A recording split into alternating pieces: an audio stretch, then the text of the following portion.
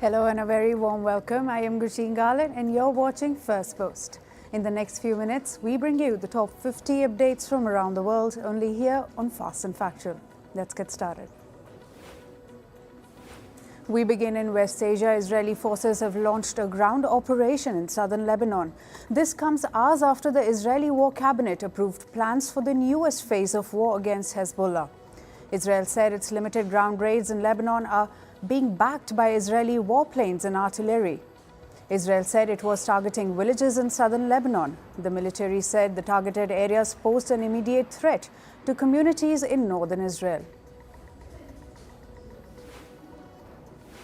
Meanwhile, as cross-border attacks continue, Hezbollah said it targeted Israeli troops near Lebanon border. This comes after Israel confirmed its ground operation in some villages of southern Lebanon. The Iran-backed outfit targeted a group of Israeli troops in Metula area with artillery shells. Another group of Israeli soldiers were targeted in the same area with rockets.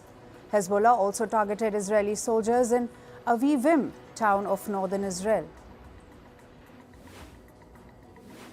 At least 3 people were reportedly killed by an Israeli airstrike on the Syrian capital of Damascus. Also, at least 9 people sustained injuries. The Israeli attack also caused significant damage to the Syrian capital. As per reports, Syrian air defenses intercepted the attacks thrice over Damascus in a row overnight.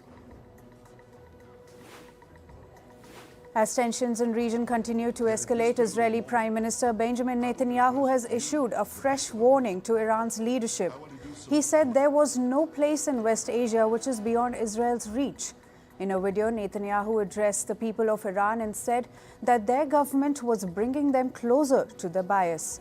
Hinting at Hezbollah, he said, and I quote, "Don't let a small group of theocrats crush your hopes."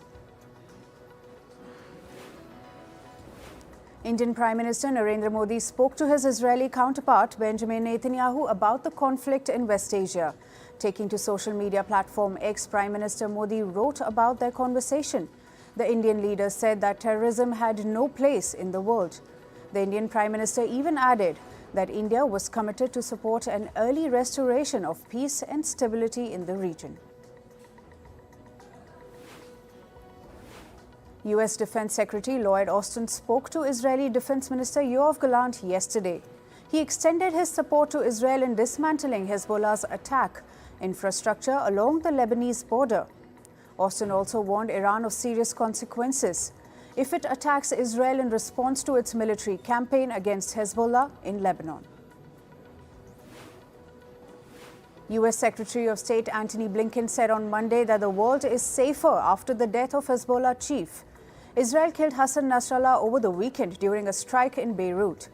Blinken described Nasrallah as a brutal terrorist. He also insisted on diplomacy was the best solution for stability in the region. Ryan Ruth, the man accused of trying to kill Republican president candidate Donald Trump, has pleaded not guilty to several charges. The 58-year-old man was spotted with a rifle as he hid in the bushes near Trump's golf course in Florida.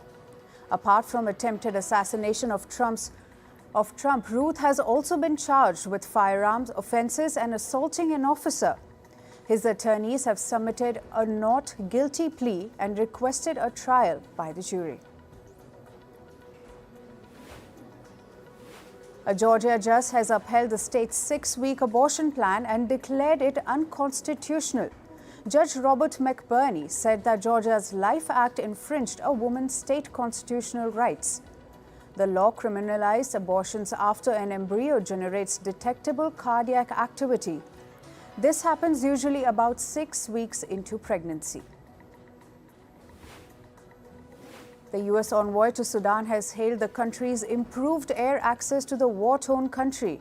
U.S. envoy Tom Perillo said that Washington is pleased by improvements on humanitarian access. Fighting broke out last year in April between the Sudan's army and Parliamentary Rapid Support Forces. Both the factions have accused each other of war crimes and blocking humanitarian aid.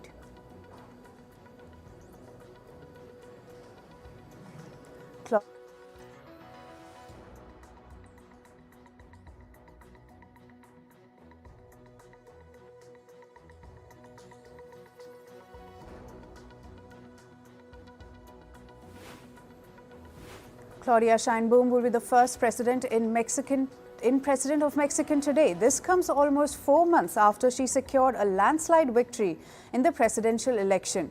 Sheinbaum is replacing her mentor and outgoing president, Andrés Manuel López Obrador. The ruling Morena party's leader will assume office duties in presence of foreign dignitaries. Brazilian President Lula da Silva and US First Lady Jill Biden will also attend the event. Now moving to the war in Europe, Russia is planning to hike its defense spending by about 30% next year. As per the government's website, Russia will take its defense budget to $145 billion. This comes as the country diverts more resources to support its actions in Ukraine. Moscow has already ramped up its spending on military to a drastic level. It is producing large numbers of ammunition and paying lucrative salaries to its troops fighting on the front line. At least 3 people died and 15 others were injured after a man went on a stabbing rampage in China. The tragic incident took place inside a Walmart supermarket in Shanghai. A 37-year-old man surnamed Lin was arrested on the site. Cops said the man came to the mall to vent his anger due to a personal economic dispute. Further probe into the matter remains underway. In climate news now, the death toll from Storm Helene crossed 120 in Southeast America. President Joe Biden will visit the worst-hit North Carolina state tomorrow. At least 1 million people in Carolinas and Georgia are still without power. Helene made landfall in Florida's Big Bend region last week. According to experts, storms including Hurricane Helene dumped a whopping 40 trillion gallons of rain in southeast US last week. This amount of water can fill more than 60 Olympic-sized swimming pools. Meteorologists say that the flood damage from the rain is apocalyptic. Officials say they haven't seen this amount of precipitation in the past 25 years. In the Philippines, a powerful typhoon named Krathon has lashed its northernmost islands. This has led to mass evacuations in the region. There are no reports of casualties or damage till now. Sea voyages were also halted in the northern town. Typhoon Krathon is now moving towards Taiwan. Meanwhile, residents in Taiwan are bracing themselves for the impact of Typhoon Krathon. The Weather Department issued a warning for heavy rain for several places. The government has also ordered the closure of schools and offices. Fishermen have come back with their boats to harbor to secure their vessels. Experts say that some areas in Taiwan could get nearly 80 millimeters of rainfall in 24 hours. In Brazil, the depth of a major Amazon River tributary named Solimões has dropped to a record low of 9.8 feet. This is due to the severe ongoing drought in the region. It has left the people living on its banks stranded without food, water and transport. The water levels are expected to drop further as there is almost 1 more month to go before the rains come. Bolivian President Luis Arce has declared a national disaster in the country. It is due to the devastating wildfires raging in eastern Bolivia since June. This announcement comes after citizens demanded more intervention from the government. The fire has burnt more than 7 million hectares of land in Santa Cruz alone. In Brazil's Atfona town, over 500 houses have been destroyed along the coast. This is due to erosion worsened by global warming and the slitting of Paraíba River.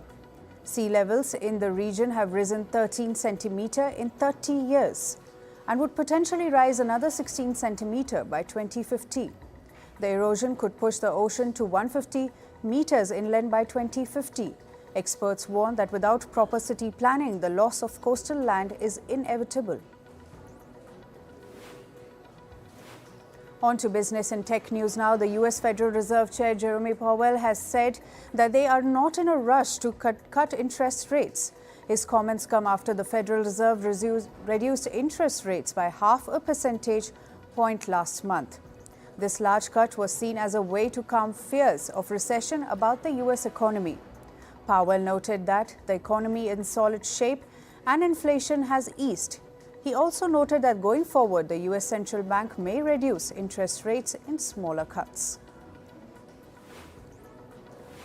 Thousands of workers at the US East Coast ports have started a strike. Workers are demanding higher pay and job security. Talks over a new wage contract between union workers and port operators have stalled. The strike will affect 14 ports across the American East Coast, from New England to Texas. These ports handle half of all ship cargo to the US. American healthcare giant CVS Health is reportedly considering splitting up its businesses. The firm is exploring the option of separating its pharmacy retail chain from its insurance unit. This comes as CVS has been facing a profit slump. The healthcare firm's investors have been pushing for changes. A US transportation regulator has warned that more than 40 foreign airlines might be using Boeing jets with a faulty component. The regulator has said that the airlines may be unaware of the issue. The warning concerns Boeing 737 aircraft with potentially risky rudder components. The part led to an accident involving a United Airlines flight in February this year. A US court dismissed a case against electric car maker Tesla and its CEO Elon Musk yesterday. The case was filed by a Tesla shareholder claiming that Musk and the company defrauded them. They were accused of overstating the effectiveness of Tesla's self-driving car software. Shareholders contended that has led to a rise in Tesla's stock prices. However, the court said the shareholder failed to prove the allegations. Fortnite video game maker Epic Games plans to file a lawsuit against Google and Samsung. The American video game maker accuses the companies of preventing competition at Google Play Store. Epic Games' allegations are related to Samsung's new security feature called Auto Blocker. It is designed to block app downloads from unsecured sources.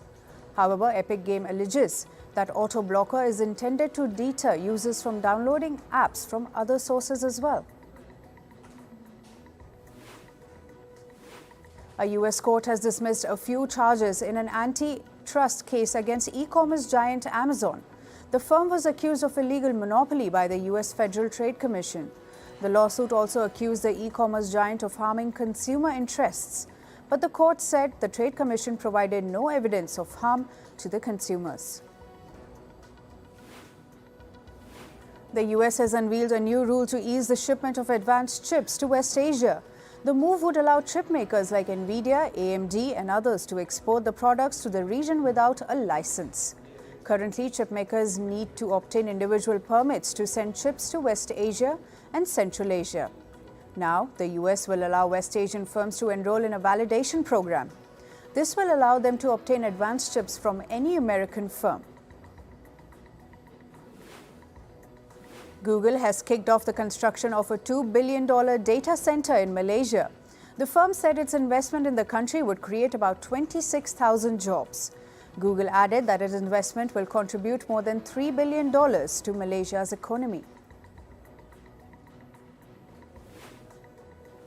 The German competition watchdog has placed tech giant Microsoft on its monitoring list for antitrust practices.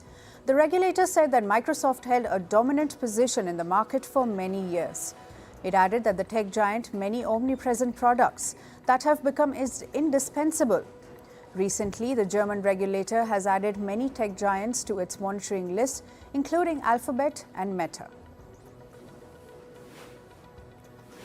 India handed Bangladesh a whitewash with a 2-0 Test series win. They beat Bangladesh by 7 wickets in the rain-hit second Test. Yashasvi Jaiswal's half-century helped India grab the win. Earlier, India bowled out Bangladesh for 146 runs in the first session. Chasing 95 for victory, India finished at 98 for 3 in 17.2 overs. India shattered records on day 4 of the second Test against Bangladesh. They unleashed a battling frenzy and started scoring runs at a rate Test cricket has rarely witnessed. Rohit Sharma's team reached 50 runs in 3 overs. 100 runs in 10.1 overs and 200 in 24.2 overs. This is the fastest ever run rate by a Test team. India eventually declared the innings at 285 for 9 wickets. South Africa's cricket board has confirmed a Test series against Bangladesh. The two-match series will begin on October 21st. It will be part of the ICC World Test Championship. The decision comes after Cricket South Africa's officials visited Bangladesh for a security review. Earlier, there were concerns over the tour due to political turmoil in the country. South Africa have also unveiled their squad for the Bangladesh Test series. The Proteas will captained by Themba Bavuma. The squad features a spin-heavy lineup. The 3 spinners named are Senuran Muthusamy, Keshav Maharaj and Dane Pett. The Proteas squad will arrive in Dhaka on October 16th. In football, French attacking midfielder Antoine Griezmann announced international retirement. The 33-year-old was part of the World Cup winning French squad in 2018. The French vice-captain made his debut in March 2014. Griezmann calls time on his career, having won a total of 137 caps. Paris Saint-Germain's Ousmane Dembele has been ruled out of the squad its next match.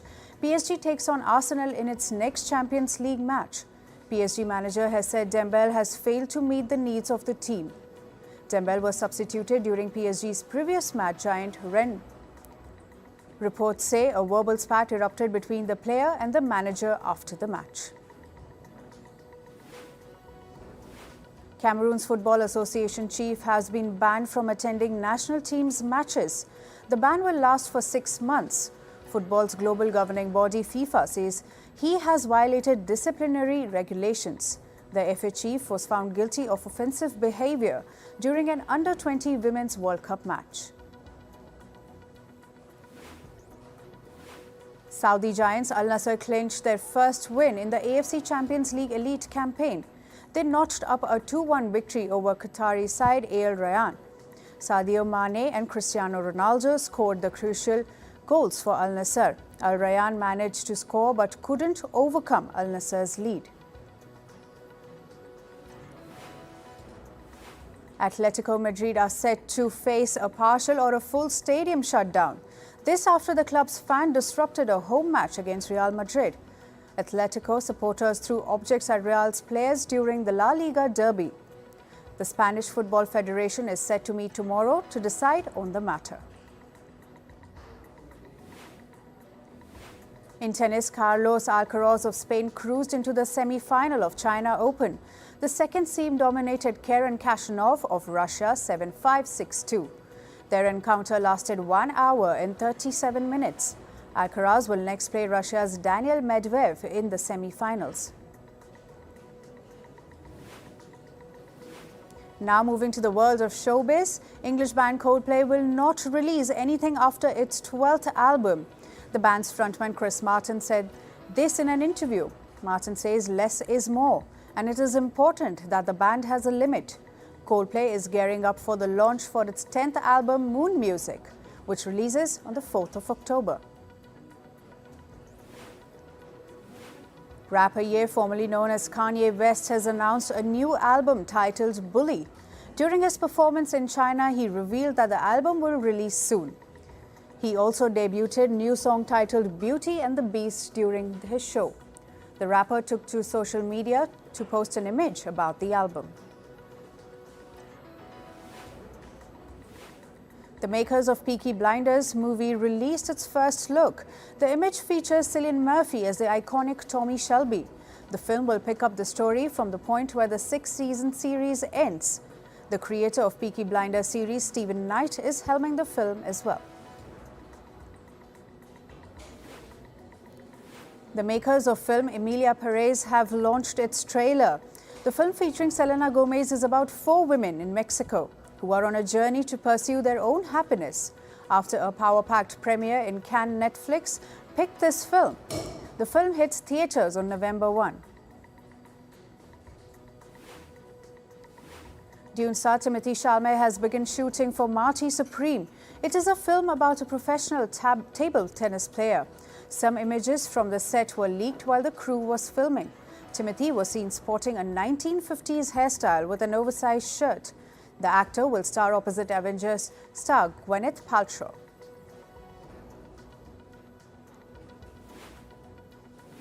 Game of Thrones actor Sophie Turner says, and I quote, "It is a struggle to be a single mother." The 28-year-old actor reveals that it is tough to raise two daughters and work at the same time. The actor also said that filming for her upcoming movie, Joan, gave her a lot of strength. This comes after her divorce from singer Joe Jonas. After making a splash at the box office, the film Inside Out 2 has hit 30.5 million views online in 5 days. It premiered on Disney Plus on the 25th of September. Inside Out 2 was the first film of 2024 to cross $1 billion at the box office. It released in theaters on 14th of June. Hollywood icon Julia Roberts will get an honorary award at the 50th César Awards ceremony in Paris. This award is equivalent to the Oscars in France. The organizers feel that Roberts' influence goes beyond the screen.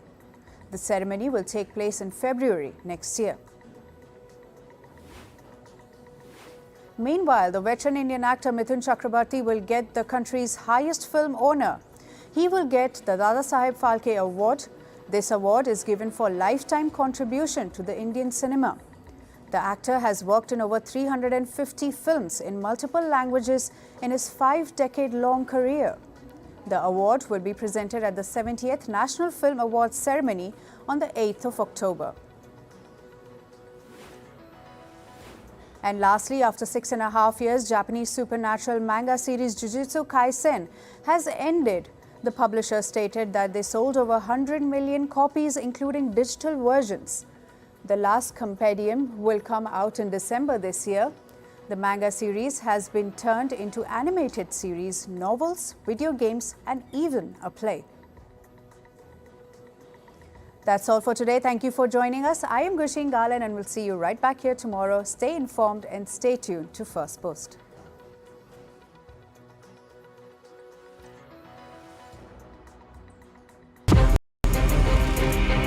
From impeachments to inaugurations, if it's a political story, we are on the scene.